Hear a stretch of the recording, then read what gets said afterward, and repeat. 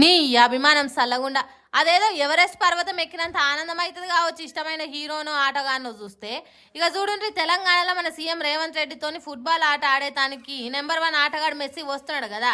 Hago ఆయన్నే సక్క ఇక్కడికి రాకుండా పశ్చిమ బెంగాల్ రాష్ట్రం పోయిండు. అక్కడ చూడండి అభిమానులు ఎట్లేగబడ్డారో. తేనె తట్టని లేపితే ఒక్కసారి జుయ్యమని లేచినట్టు బెల్లం చుట్టూ ఈగలు ముసిరినట్టు ఏరిండ్రట. ఇంతమంది పబ్లిక్ వచ్చినప్పుడు జనం తోపిక పట్టాలి కదా రాజకీయ లీడర్లు అనేటోళ్ళు.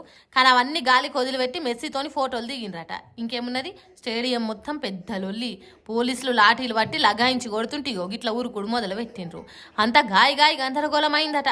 అసలే పశ్చిమ బెంగాల్ రాష్ట్రంలో ఫుట్బాల్ ఆట అంటే చాలా మంది పానాలు పోయినట్టు చేస్తారు. అసొంటోళ్లకు మెస్సీ కండ్ల ముంగట కనిపించే వరకు కూకుంటారా? ఉరుకులు పరుగులతోని మెచ్చిన ఆటగాడు మెస్సీతోని ఫోటో దిగాలనని చూసి తరించాలనని తహతలాడిండ్రు కావచ్చు.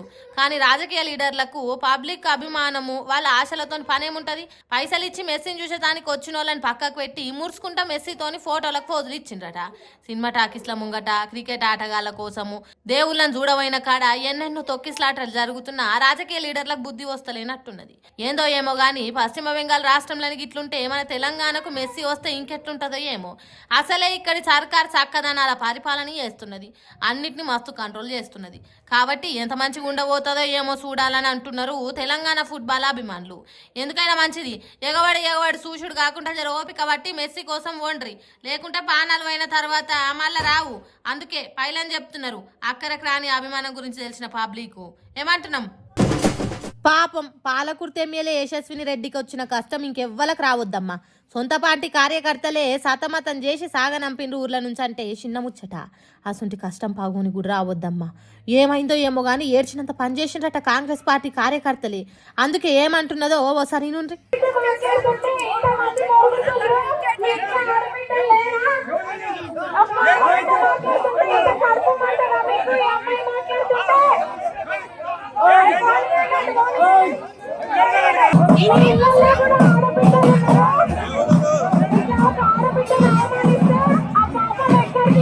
అవును మేడం, ఎమ్మెల్యే ఆడపిల్ల కాబట్టి ఆమెను మాట్లాడనీయకుంటే ఆ పాపం ఎప్పటికి పోదు మేడం.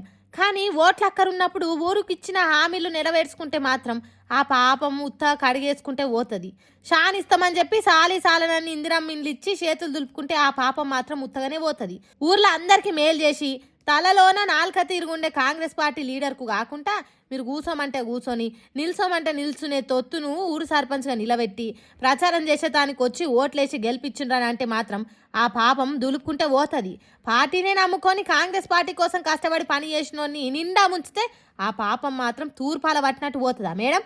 ఎందుకు ఎమ్మెల్యే మేడం మాకు అన్యాయం చేసి మా ఊరికే వచ్చి మాకే పాపం తగులుతుందని అంటున్నావు అన్నట్టు కోపానికి వచ్చిందట ఆ ఊరి పబ్లిక్. అగ చూడుండ్రి పోలీసులు అడ్డం పడుతున్నా ఎట్లా తిడుతున్నారో వాడకట్ట ఆడోళ్ళు.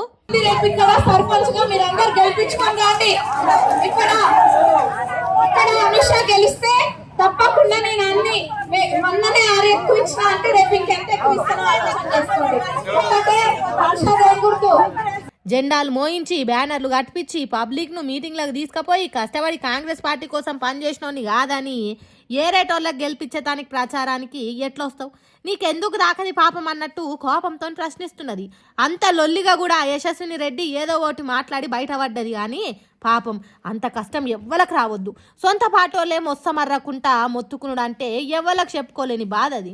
అన్ని ఊర్లలో ఇట్లనే ఉంటే ఎమ్మెల్యే యశస్విని రెడ్డి పరిస్థితి వచ్చే ఎన్నికలల్లా ఎట్లనో ఏమో పోండ్రని అంటున్నారు పాలకుర్తి పబ్లిక్.